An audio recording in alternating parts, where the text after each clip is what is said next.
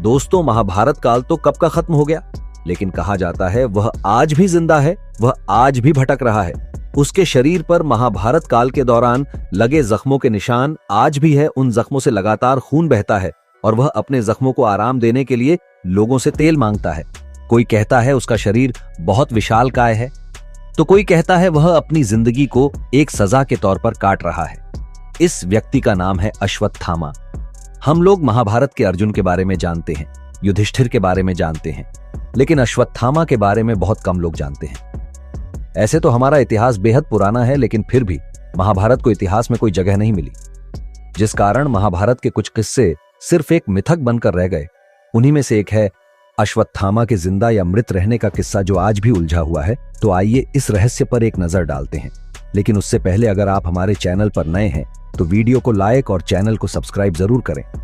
दोस्तों, जब पौराणिक कथाओं की बात आई है तो दुनिया के हर देश की कहानियां का अपना अलग इतिहास होता है। हमारे देश में कई ऐसी पौराणिक कथाएं प्रचलित है जिनके बारे में दुनिया अब तक अनजान है। महाभारत और रामायण जैसे महाकाव्य हमें कई हिंदू पौराणिक कथाओं के बारे में बताते हैं। ऐसी ही एक कहानी है महाभारत ग्रंथ में आने वाले महान योद्धा अश्वत्थामा के बारे में बताती है, जिसे अंत तक दुख से भरा जीवन जीने का श्राप मिला था। जब भी अश्वत्थामा का जिक्र आता है तब उन्हें महाभारत में एक महान योद्धाओं का दर्जा दिया जाता है। दोस्तों, जब अश्वत्थामा का जन्म हुआ तब उनके गले से घोड़े की तरह हिनहिनाने जैसी आवाज निकली, जिसके कारण इनका नाम अश्वत्थामा रखा गया। जन्म से ही अश्वत्थामा के माथे पर एक अमूल्य मणि विद्यमान थी, जो उन्हें दैत्य और देवताओं से निर्विक रखती थी। अश्वत्थामा के जन्म के बाद द्रोण की आर्थिक स्थिति गिरती गई। घर में कुछ भी खाने को नहीं बचा, विपत्ता आ गई। इस क्षमता को दूर करने के लिए द्रोण परशुराम जी से विद्या प्राप्त करने उनके आश्रम गए। द्रोण आश्रम से लौटे तो घर में गाय तक न थी।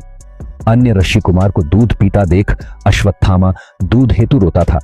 एक दिन द्रोण ने देखा कि ऋषि कुमार चावल के आटे का घोल बनाकर अश्वत्थामा को पिला रहे थे। यह देख द्रोण स्वयं धिक्कार उठे। इससे यह सिद्ध होता है कि अश्वत्थामा ने अपना बचपन जैसे तैसे खा पीकर बिताया। उनके लिए घर में पीने को दूध तक नहीं होता था, लेकिन जब वे अपने मित्रों के बीच रहते थे झूठ ही कह देते थे कि मैंने तो दूध पी लिया है। पिता ने जब बालक अश्वत्थामा की यह अवस्था देखी तो उन्होंने खुद को इसका दोषी माना और वह इसके लिए गाय की व्यवस्था हेतु स्थान स्थान पर घूमकर धर्मयुक्त दान के लिए भटकने लगे, लेकिन उन्हें कोई भी गाय दान में नहीं मिली। अंत में उन्होंने सोचा कि क्यों ना अपने बचपन के मित्र राजा द्रुपद के पास जाया जाए। वह अपने पुत्र अश्वत्थामा के साथ राजा द्रुपद के दरबार में जा पहुंचे। राजा द्रुपद की राज्यसभा में पिता की अवमानना बालक अश्वत्थामा ने देखी थी। हम सोच भी नहीं सकते कि अश्वत्थामा के बाल मन पर उसे वक्त क्या गुजरी होगी जब उनके पिता को वहां से धक्के मारकर निकाल दिया गया। अश्वत्थामा को लेकर द्रोण पांचाल राज्य से कुरु राज्य में हस्तिनापुर आ गए और वहां से कुरु कुमारों को धनुष बाण की शिक्षा देने लगे।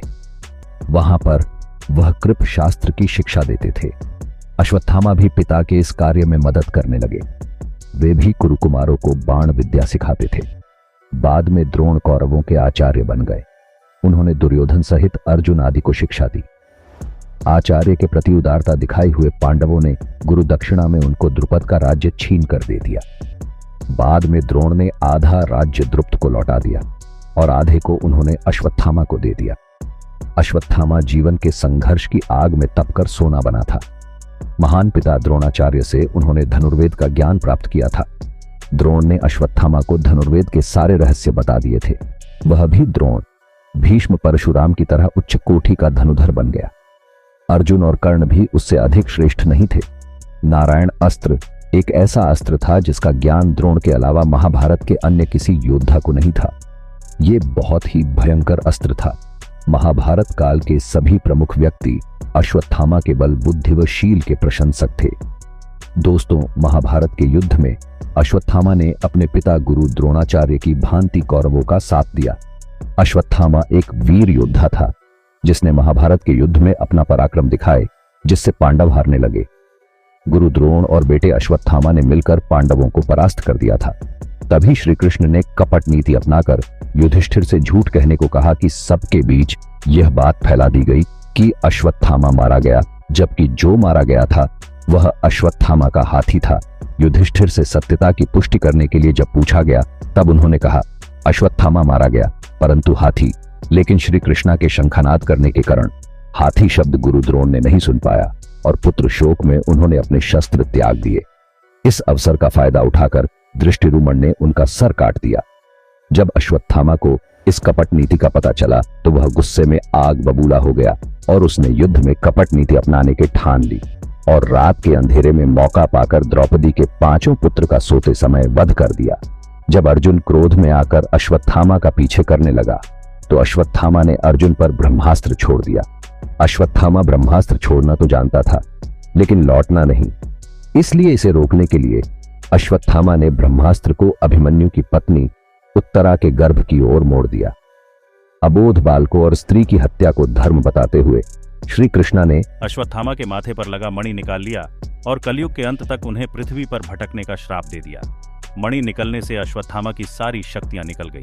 कहते हैं तब से लेकर अब तक अश्वत्थामा के माथे से लगातार खून बह रहा है। उसके शरीर पर महाभारत युद्ध के घाव हैं जो अभी तक नहीं भरे हैं। माना जाता है कि मध्य प्रदेश के बुरहानपुर से लगभग 20 किलोमीटर की दूरी पर एक किला स्थित है जिसे असीरगढ़ का किला कहा जाता है। इस किले के बारे में लोगों में मान्यताएं हैं कि इस किले में आज भी अश्वत्थामा आते हैं। असीरगढ़ के किले में एक ऐसा शिव मंदिर मौजूद है जहां अश्वत्थामा आज भी प्रत्येक दिन भगवान शिव की पूजा अर्चना करने आते हैं।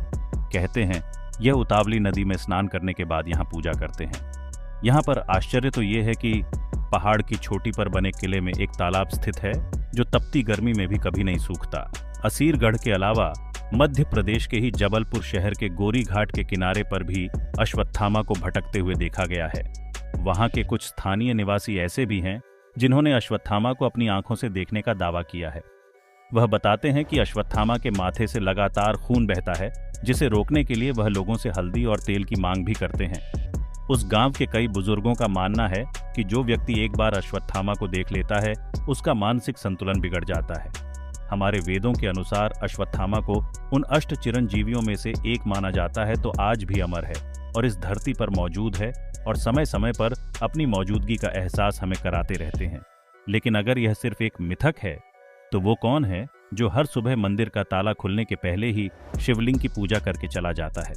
दोस्तों, हर दिन शिवलिंग पर ताज़ा फूल और जल चढ़ा मिलता है। सूरज ढलने के बाद असीरगढ़ के इस किले में किसी को रुकने नहीं दिया जाता। सब जगह ताले लगा दिए जाते हैं। पूरे किले को बंद कर दिया जाता है तो फिर वहां कोई कैसे आ सकता है? यह तभी संभव है जब किसी के पास दिव्य शक्तियां हो। दोस्तों, हमने आपको इस वीडियो में अश्वत्थामा आज भी जिंदा है के बारे में बताया है। अगर आपको यह वीडियो अच्छी लगी हो तो अपने फ्रेंड्स के साथ शेयर करें। अगर आप इस वीडियो से संबंधित कोई भी राय देना चाहते हैं तो हमें कमेंट में बताएं। साथ ही वीडियो को लाइक और चैनल को सब्सक्राइब करके बेल आइकॉन को ऑन करना ना भूलें ताकि आपसे हमारी कोई भी वीडियो मिस ना हो।